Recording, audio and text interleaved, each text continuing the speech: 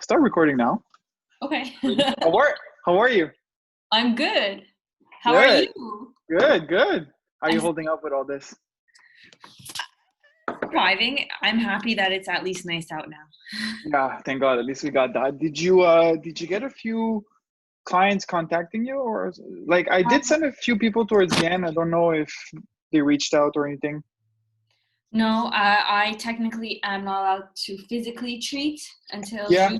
June 1st is the date. Okay. Okay. No, but I sent them like I told them online consultation. I don't know how does it work with the whole online treatment with people. What do you do? So the thing is that let's say if it's something that's more severe, let's say you twisted your ankle, I can take a look at it and see whether I think you should go to the hospital or not. But Okay. let's say you're having back pain, I can maybe based on how you're sitting, how you're standing, I can give you some advice, I can give you some exercise, I can see your posture, your range, stuff like that. There's definitely exercises is the main thing I can do.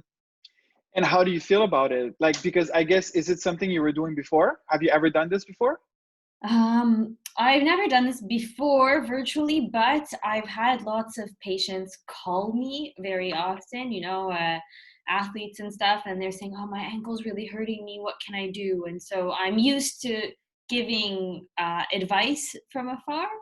And with the video, you can actually see, because normally I would ask for pictures and stuff, but with the video, I treated a soccer player, and so we were checking if he had flat feet or not. So I was able to tell him how to position for me to see his foot. So that was interesting. And thinking outside of the box, once we go back to like a normal life, let's say, or our pre-COVID life, is Yes. that a tool in your toolbox that you'll try to explore more, or you just can't wait to get back to like face-to-face treatment?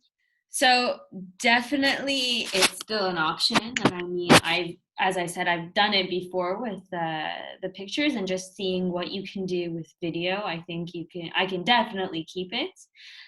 Especially going back, I'm sure some people are going to be hesitant to see in person, but that doesn't Hmm. mean that they can't have their pains fixed, because you can fix a lot with exercise, or even I can give you some techniques that you can do on yourself, like with some brooms or some chairs. There's a lot of stuff you can do, as you've been doing with the training, right? Yeah, exactly. We accommodate or we adapt as much as we can. But Hmm. yeah, it's an interesting perspective because personally, on my end, I've done online coaching, but it was never a part of my business that I was exploring a lot, just because I feel like I was doing well with enough people local, and local people always prefer the in person, even if they're just coming for assessment, measurements, and whatever. But now that I've kind of had no choice to like transit to online, I've really optimized that side of my business, and it got me thinking almost, like for future down the road, I'm like, man, do I really need to see these people in person? Like, I love that personal touch, but I'm like, I'm doing almost as good of a job from afar, and like they don't need to like move and drive and get in traffic and whatever. So it's definitely something that long term I'm gonna not at least present to clients, like if it's an option that they're interested in. Oh, for So sure. yeah. Okay, ready for this? Yeah, let's go. Let's do this. Okay, let's go. So okay, so hi Helen, how are you? I'm good. How are you? On our podcast, YouTube, whatever medium or platform people are watching. I'll give you a quick introduction of who you are in our life, and I'll present you. And then if there's anything you want to add, also feel free to do it. So I have you studied athletic therapy at Concordia University. You're currently studying osteopathy as well. Which year are you in now? Well, I'm waiting to finish my second year exam. Second year. Okay. And I remember you mentioning it's a 5, 6 years program? It's a 6-year program, but after 3 years, some insurance companies accept student of osteopathy receipts. Awesome. You also did competitive figure skating. You currently coach figure skaters. I don't know what's going on with that. It's probably on hold, I imagine. But last time I heard you were. And you've been part of Team Solomon for about 6 months, and you've honestly produced great results with some of my clients. as much with injuries and chronic pain as well. That being extremely pleased with what you've brought to the table with my clients. As far as your introduction, that's what I have. Is there anything else you think that would be worth it to mention? No, I think it's a pretty good summary. I mean, I've worked a lot with athletes and people who train. I've had lots of hours of internship and on field and off field. So that's Nice, yeah. cool.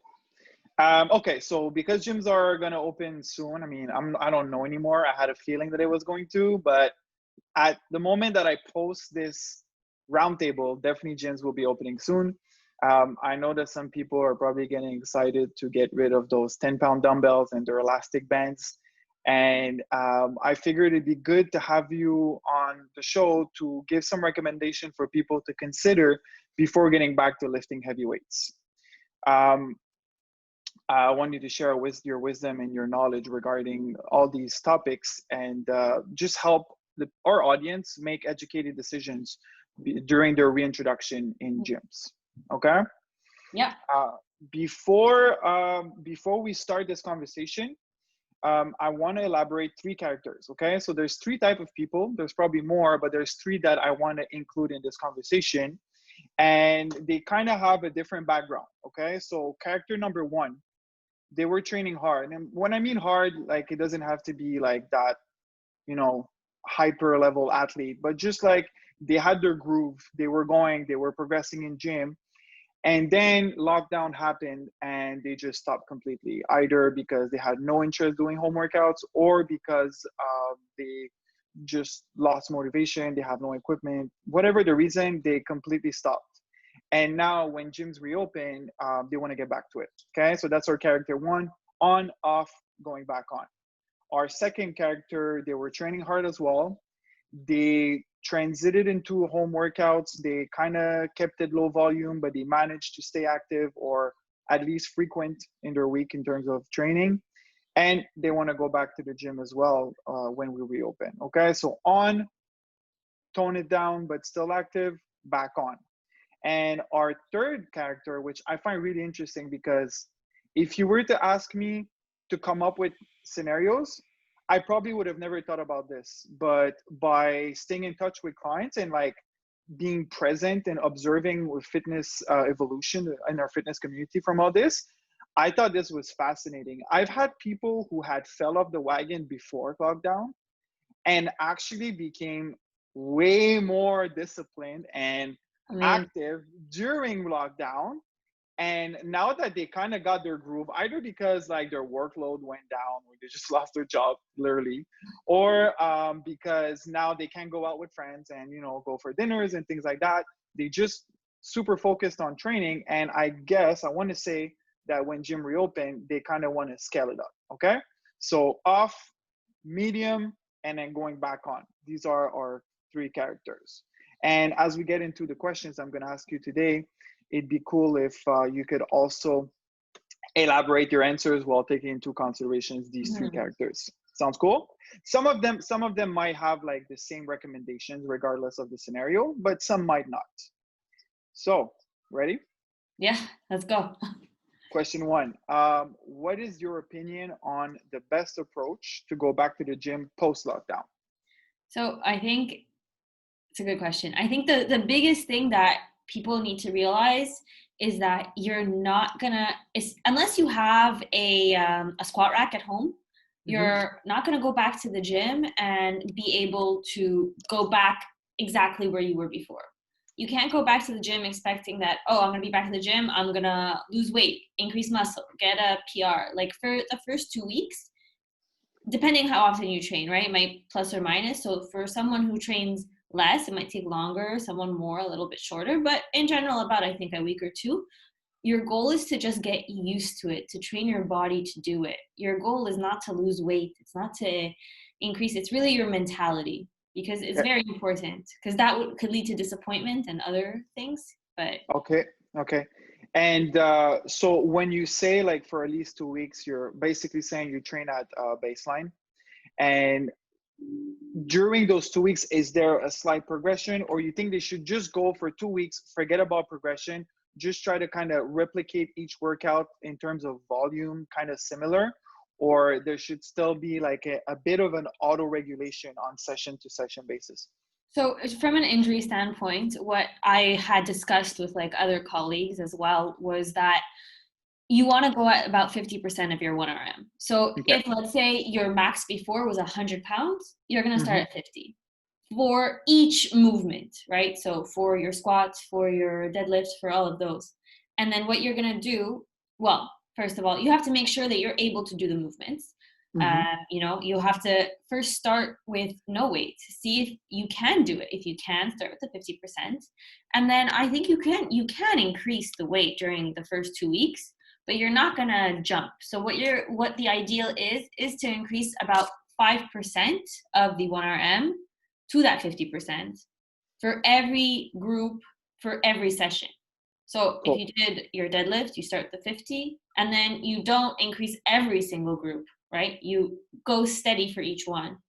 Okay, perfect. To give a concrete example and just to make it clear for some people that might not be aware, 1RM is your 1 rep max. So if you were to hit like the heaviest weight that you can lift for 1 rep, and if that weight was 100 pounds, then you're saying you should start at around 50 pounds and add 5 pounds per session, which would be 5% of that 1RM, right? So every week 55 and then 60 and slowly progressing. Does that make sense of what you're saying? Yeah, I also wanted to add also the reason why I'm saying squat and deadlift and all that is especially for the person who hasn't done anything, Mm-hmm. you want to make sure that you're training all the muscles because you don't want to have your smaller muscles. What I mean by smaller muscles is like, let's say when you do your bicep curl, that's Okay. bicep, right? I'm not saying you shouldn't be doing individual movements, but if you do group movements, there's less risk of injury because you have stronger muscles, weaker muscles playing together. Whereas if you have been training at home and you know how to do a bicep curl and you've been doing, I don't know, like skull crushers or anything like that, you can continue to do those. But if it's new, start with compound movements. It's going to be a lot easier. Cool.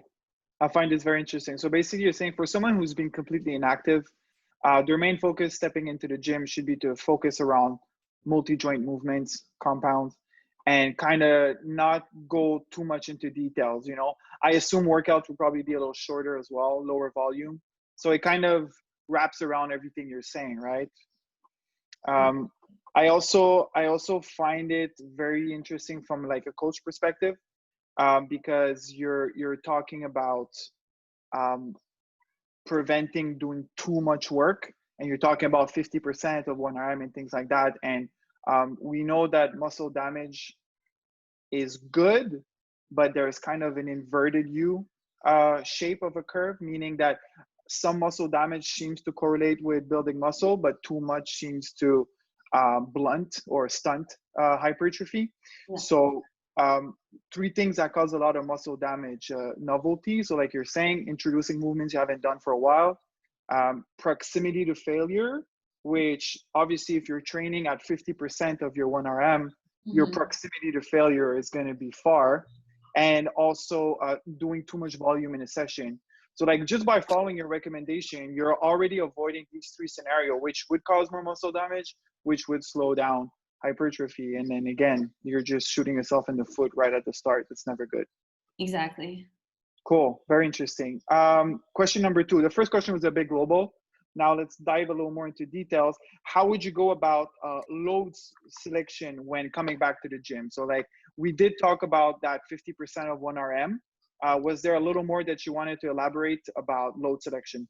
So, I mean, just when it comes to load, I think the most, yeah, the 50% increasing by 5%, but obviously everyone's different, right? Yeah. So if you did the 50% and you can't walk the next day, maybe don't increase it, right? You have to go at your own pace. Also, very important is if you do increase your load by 5%, you have to maintain the reps because that's how you build the volume, right? If you're just increasing the weight and decreasing reps, there's no point. Yeah. So Okay. It's very that's interesting. it, and it's a lot safer to do it that way than it is to play around with things too much. Okay. You would you say in general or specifically in the context of going back to the gym? I mean, In general, I think when it comes to, like, let's say a plan, I don't say never switch the reps or sets, but if Hmm. you have a goal and you're trying to get to the goal, let's say you're used to doing really endurance, I mean, you're doing lots of rep at like a low weight, Okay. right? And you suddenly want to go to muscle building where you're going to do the opposite. You can't just switch, right? You're going to slowly get there, or you're going to switch and do it at a much less weight. So the goal to not get injured is maintaining a volume and slowly increasing it. Cool. That's interesting. I would argue against the fact that like that hypertrophy would have a specific rep range. I think hypertrophy on its own can be achieved as much in endurance or a strength block. It's just a matter of proximity to failure and like total volume per session. But I do agree with you about the fact that if you're trying to standardize your method by selecting X number of rep or X number of load, then by modulating both at the same time, there is a lot of margin of error possible. So you Mm-hmm. kind of want to have one that's, somehow fixed, maybe not a single number, but like a range. Mm-hmm. And you want to increment with the other variables so that it remains standard. That I totally agree with you. That's a good point. Okay. Anything else about load? No, just to say, if I said hypertrophy, I misspoke. I meant muscle, like strength gain. Sorry, Strength strength. gains. Okay, yes, that is true. That strength and endurance are distinct, obviously, but just by the principle of specificity, you're the chances of you increasing your 1 RM by training in a 30 rep range, it doesn't really Not make sense. likely. You don't need a research paper to prove that. It's No, pretty definitely pretty not. it's pretty intuitive. Okay. Load selection. I think we need to state the obvious here. Like, we're talking about load selection just by you talking about that 50%. I really like that rule, by the way. Like, it's not. I'm not one to like give general guidelines and put people in boxes, but I feel like it's gonna apply for most people, which who we're trying to address. And then once you walk your own shoes and you can kind of elaborate conclusions from your session, like you said, are you in a wheelchair the next day, or are you like literally not feeling anything? Not saying that like soreness is a sign that you had a quality workout, but if you're doing that 50% and you're like, you're really not feeling much, it's safe to say that you could slowly progress. Um, but I do feel like we need to tell people, obviously, that like you shouldn't go under the bar and go for like super heavyweight right away. I feel like people know that already, but it's important to say it. Like, don't try to hit a PR after 1 or 2 sessions. Like, don't try to do these things. The good point about the reason why I say 50 is obviously not everyone needs 50. Some people can go back to 60 to 70 depending on the activity they're doing. The thing is we're talking about injury prevention. So Mm-hmm. people who want to go back to 80% are probably those who want to get back to the 100. And so if you go to that 80, and there's a chance, of course there's a chance that you're going to get injured. And if you get injured, that means that you cannot train until you feel better. And So your lockdown is like much longer than other people. it's better to be safe than sorry. 100%. Especially, I mean, for a session or two, you've been without the gym for so long, you might as well. Yeah, I just feel like people might just get too excited, right? This is a really nice point you're bringing up, since it bridges with my next question, which is, what is the best way to not get hurt when going back to the gym? And if there's, I really like this part of my question, which is there any signals that you should pay attention that could be alarming for a potential injury coming? Because I feel like there's always that one moment when your body is screaming at you, trying to let you know something. And when you get injured, most of the times because you ignore that message. I may talk from personal experience, but every time I got hurt, I had something telling me that I was going to get hurt prior to that event. So your body, it's very important to know your body. So again, this is going to be between your different people who've trained before, people who've continued to train, know their body. You have to listen to it. Maybe when you've trained a long time and you're like, oh, this is a good pain, I'm going to break past it and I'll get my PR. You're not going to do that in your first week. So if your body's telling you no, it's better to be safe than sorry, especially at the beginning. So listen to your body. There's a difference between soreness. There's a difference between when you're doing like a squat and you're like, oh my God, my quads. And then having, oh, my low back is really hurting me. Mm-hmm. Whenever your low back hurts you, when you're not doing a specific low back exercise, that's one of the most common, I think it is the most common injury is back injuries, if I'm not mistaken. If it's not the top, it's one of.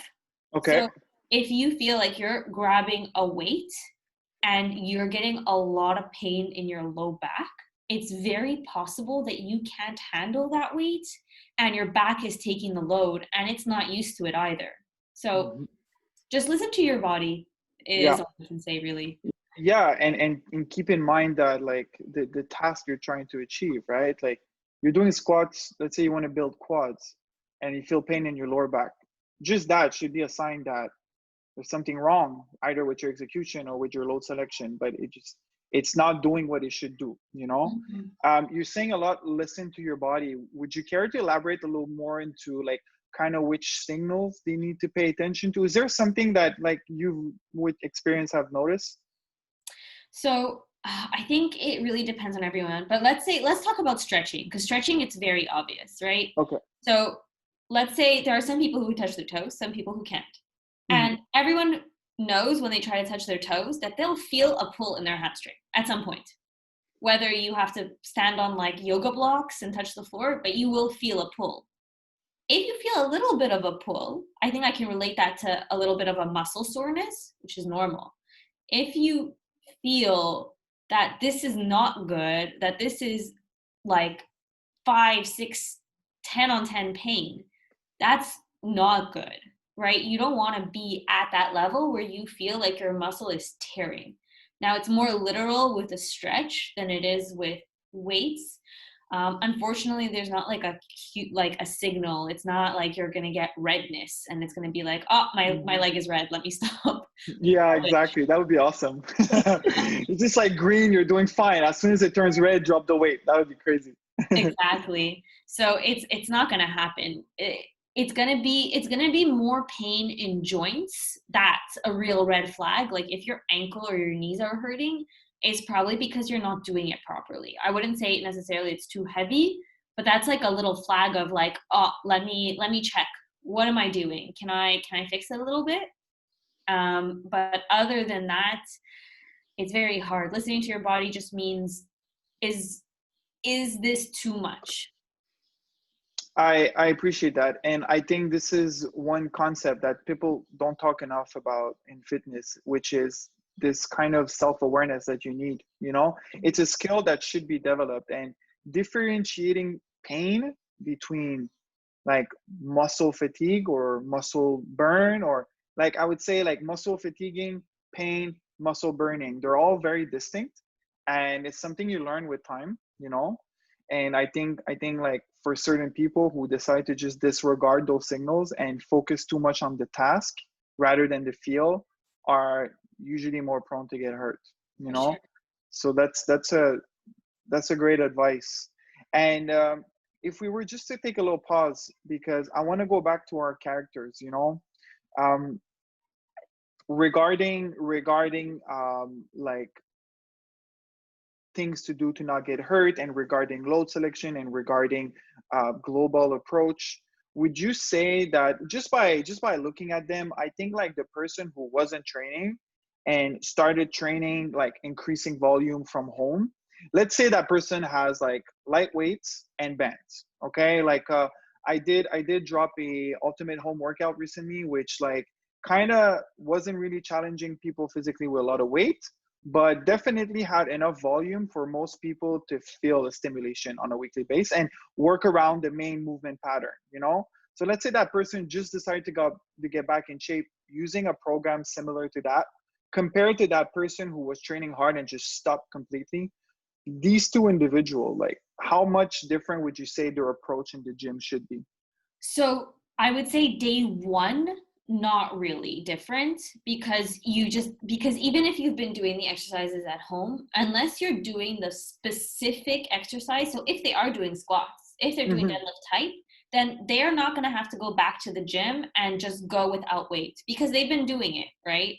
Whereas someone who's been sitting on the couch needs to do it without weight to make sure that their body feels okay doing it. Because if you feel uncomfortable without weight, you're not going to add weight, right?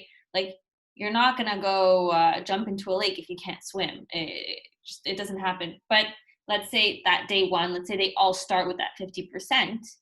Maybe the people who have been training, they're like, oh, this feels good. And they're able to continue increasing. And after the 2 weeks, they're able to like jump back, right?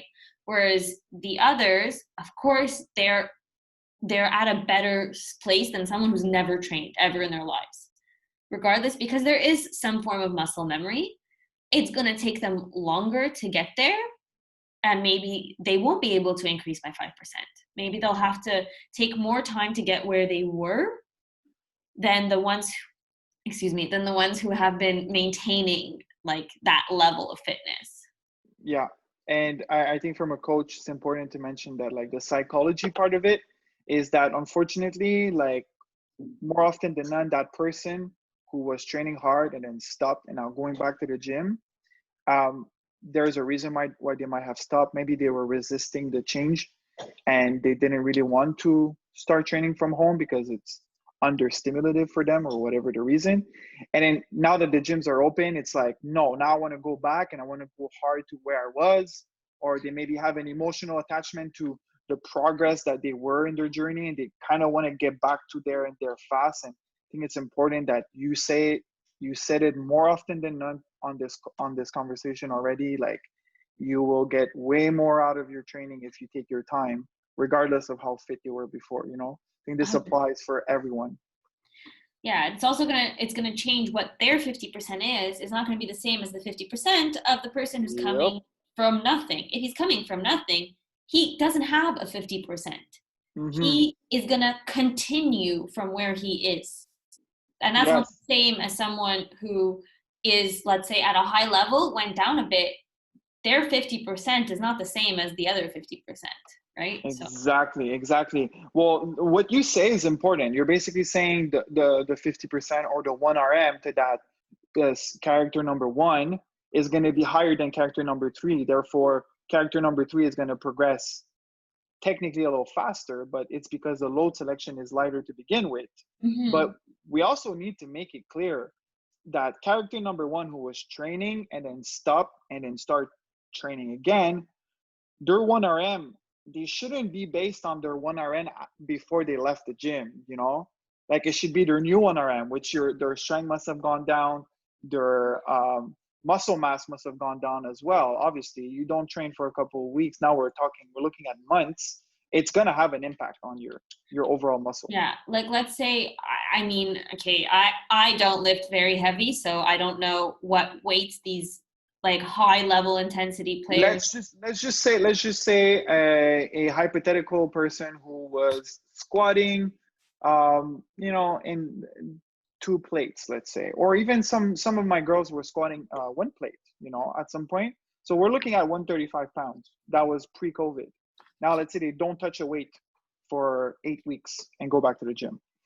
Well, that's the thing. They're going to start body weight. They're going to see how that feels. If they feel body weight, if they feel something with their body weight, they're not going to go to 50%. There's no way. But someone who has been training, they do a squat in the gym. They're like, yeah, I've been doing this the whole time. I'm going to go straight to the 50. That's kind of the difference. It's to see how they feel. But let's say for them, they think, oh my God, I have to now do 1 plate and I haven't done it for 3 months. Yeah. No one's telling you have to. That's your like maximum, not your minimum. Mm-hmm. Yeah. And I would argue to say that it's not even their maximum anymore. Like, I think strength evolves over time and sometimes it can regress. If they haven't been training, even if, let's say, we would put them in a scenario where they were primed and their muscle had all the neuromuscular adaptations to perform the movement, I think they physically wouldn't have the strength anymore to actually do it. Very possible. That's arguable. Especially with the amount of time. Like, it's going to be like 3 months, I think. Exactly. Something like that. So definitely, I'm saying this basically because if there's some people watching this and like they were active and they kind of fell off the wagon, and now we're looking at gyms opening in a couple of weeks, like, now is your time to get back to it. Yes. Like, stop waiting until the gyms are open to be like, okay, that'll be my fresh start. Hell no, your fresh start should be now, so that you're actually priming your physique for when you go back to the gym. Yeah, for sure. Like the minimum that they should be doing, in my opinion, would be to just being active.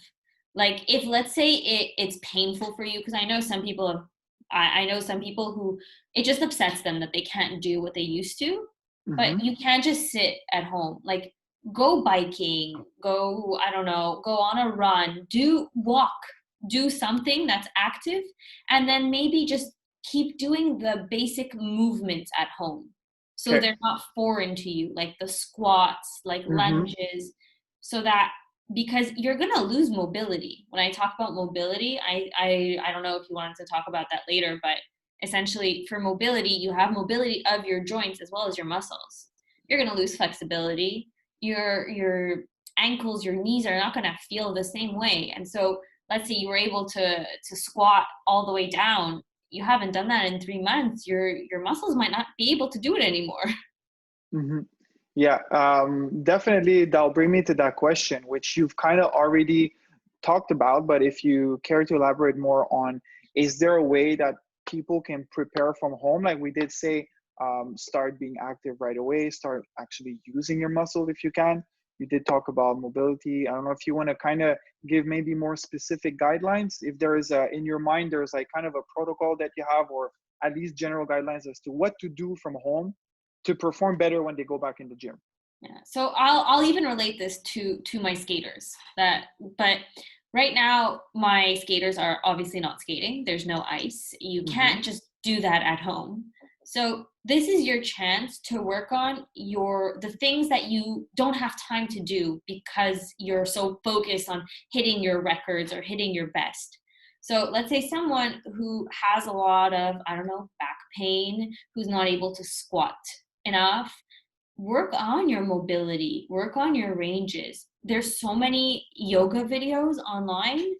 Take a yoga video because that's the best to increase your ranges. You know, when I say increase ranges, people think of stretching. I don't just mean stretching because you're especially in your mid back. So if I'm talking about your thoracic spine, so I would say if someone were to picture that about where your shoulder blades are, Okay. that area is always very stuck in people, and a lot of people are not able to do deadlifts, squats, and bench press properly because it's so stuck. So now you don't have the weights to do the exercises. Why don't you work on increasing the range in your back, and then maybe you'll be able to have more ease in doing the exercises. So do your yoga, do your functional stuff. So your squats with no weights, go on walks, bike rides, stay active, and work on the stuff that you can't do normally. I love that. And we had a roundtable with Clark and Helia recently. And one of the key points that Clark brought to the table, which I loved, was that Clark had issues with his squat depth and with some of his range of motion in certain movements, or at least in his active range, he was lacking. So he was saying how now he's taking the opportunity to really improve these things about himself. Now that, I mean, all the energy spent towards becoming stronger, building muscle, at some point it becomes overwhelming in a week. You know, you kind of have to make decisions. Now that these things are out of the equation, you can kind of hyper focus more on other stuff. So I really like that point. And I think this is one of the strongest point, because people tend to see everything that's going on like a setback. And I was saying that sentence from Steve Hall, who mentioned if you see it more like a step sideways rather than a step backward, that can just psychologically open a lot of dimensions that you were not even open to accept, you know? Yeah. Just to elaborate on that point, your goal is to get back to the gym and have everything that you were able to do be perfect so that you can focus on whatever your goal is. If your goal is to lift more weight, if your goal is to, I don't know, maintain physical activity. But basically, you shouldn't have to worry about, oh, am I flexible enough? Do I have the range of motion? Do I have the right technique? Work on that now, because you can't work on the weight. Beautiful. Yeah, I totally agree. Um, Yeah, you either make excuses or you find solution. It's always like that. For the next question, now let's say people are back in gyms, and imagine it's your first time you step in the gym. That must be crazy after so many weeks. You just walk in the gym. I wonder like where people are gonna gravitate around, like the dumbbells, the machines, the barbells. Like nobody knows what's gonna happen. But I do know that a lot of people might get anxious at the idea of starting training because they're not warmed up. And now there's always this question, what do I do to warm up? Okay. So do you, Helen, have a typical warm up or specific that you would recommend for these people about to go lift weight in the gym? So warm up is a tricky question because any person you ask, they'll tell you what's a better warm up. Mm-hmm. The There's like goal, 100 million best warm up on YouTube. someone is going to be like, oh, you just have to run like a kilometer, and others will be like, you have to foam roll. And But honestly, I'm about to squat. Why should I go running for an hour? so the goal of a warm up is to get your blood circulating, is to get your muscle ready. You're like, it's the same. You're not gonna get off of the couch and after watching, like, let's say a movie or a night out, and then go do your personal like best. There's no way. So for a warm up, I would say doing something general to get your body ready, like cardio, like running and stuff. If you like to do that, it's great. It's not necessary, but it's good. So you need to do something general, whether that's running, whether that's foam rolling. You need to start warming up the overall tissues, right? You can probably foam roll any part of your body. There's videos. If you don't know how to, if you can't find the video, you can message me. But essentially, if you put a ball, a roller, a rolling pin, tennis ball, whatever, you put pressure on it. Make sure you're not hurting yourself, not too much pressure, and that'll help wake up the muscle. It'll circulate. Once you've done that, so once you've foam rolled run, then you want to make sure that you've prepared that specific movement. So that comes to the body weight. Because you haven't been in the gym so long, maybe your warm up originally was with like a small weight. Now, maybe I would recommend to do it with no weight, just to get the movement going. You do, 10, 15. You're like, oh, I don't know if this feels okay. Maybe do them again. And then maybe that's it for you today. Or you do 10, 15, you're like, oh, I feel good, but I don't know if I'm ready for a plate yet. You go in between. You, again, listen to your body, but make sure that you warm up specifically, not just in general. Cool. I think, does that make Yeah. sense? So like you're basically saying some type of cardiovascular activity, just using introducing blood circulation. Then you're talking like tissue specific, like doing some foam rolling, just like um, working up the muscle and surface. And then after that, you go even more specific, looking at the task. You're about to do a leg day, so go work your leg movement patterns. Go just get familiar with them, get those joints ready in the range of motion, and then get to work. So I really appreciate this model because it's kind of in a funnel shape and from global to specific. And I think like I like when things are in order. That makes sense. Yeah. So that's cool. So I think this warm up is great because it can take any shape and form, and it could be applied to any context, for anyone, depending on what they're going to train that day. They could always follow the principle and then just like apply it based on their own preferences. I would also add that if there's something that you know that you need to do, like if your therapist, for example, told you that your core may be not the strongest, it would be a good idea to warm that up. If you don't have good range in your back, you can try to do some like cat-cow exercises. I'm not sure if everyone knows what that is, but you If they basically go on arch. YouTube, watch those YouTube yoga videos, they will know, right? Exactly. So do what is also like, yes, there's the general, but you can also make it tailored to you so that you feel good before. That's the goal of a warm up, is to make you feel ready so that you're not like stiff. That's the goal. That's such a key point. I really appreciate that you brought that up because what I was talking about is very superficial, right? Like for example, I'm not someone that has a great injury history. So I've been lucky enough that I've never had major tears or broken bones or anything, that I don't really live with a lot of chronic pain. But so my warm up personally is very short. It's not very long, and I just get right into work, and I've never had issues. But I do have clients, some of them because they actually were treated by you, and you give very clear guidelines as to what to do to improve and deal with their own aches and pains, that their warm up might be double the time than mine, and that's perfectly okay. You're going to see some people having really extensive warm up, and it's because that's what works with their own bodies and their own history. We all have mileage on our bodies. So I think that's super important to bring that up, that people tend to always look, like they could look at me and be like, well, this guy takes 5 minutes to warm up. Why should I take 20 minutes? Well, because I don't have the same background as you. As simple as that. So it's super important. Cool. Okay, we're getting to our last point. I have no idea how long this call has been. Like, is there a limit on Zoom that it might hang up? If you don't have, no, I think if you're two people, there is none. It's with a big Oh, group. okay. Oh, that's awesome. Okay. Well, we're almost there. I'm really, really enjoying this conversation so far. So I'm gonna actually stretch it out to that last question. I kind of like this question because now the whole time we're talking about like being conservative and being preventive and going step by step, warm up, things like that. Now let's go on the other side of the spectrum.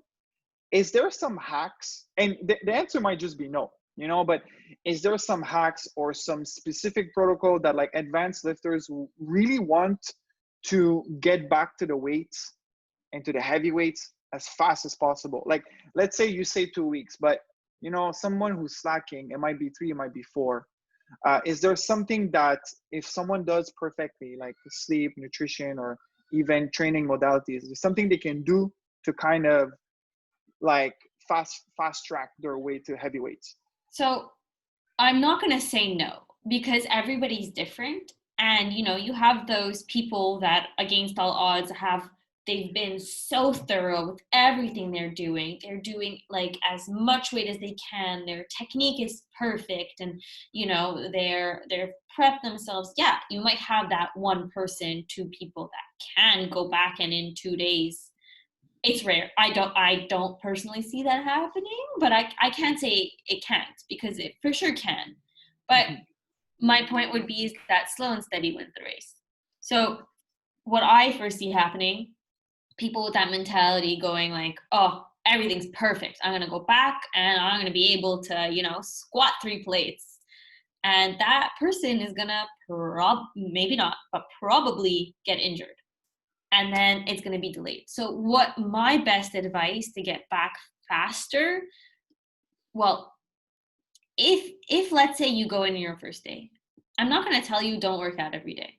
If you feel that after your first day you're fine and you can do it the next day, go for it. If after your first day you're in so much pain you can't move, maybe I wouldn't recommend going the next day. Like, maybe give yourself a day off, but essentially, if you make sure that your reps stay constant and that you slowly increase your load, and you're training in a way that you're able to increase that load regularly, and then you can start increasing it by more than the 5% once you feel comfortable, you'll get there faster than those who are rushing it, haven't trained. So yes, there is a way.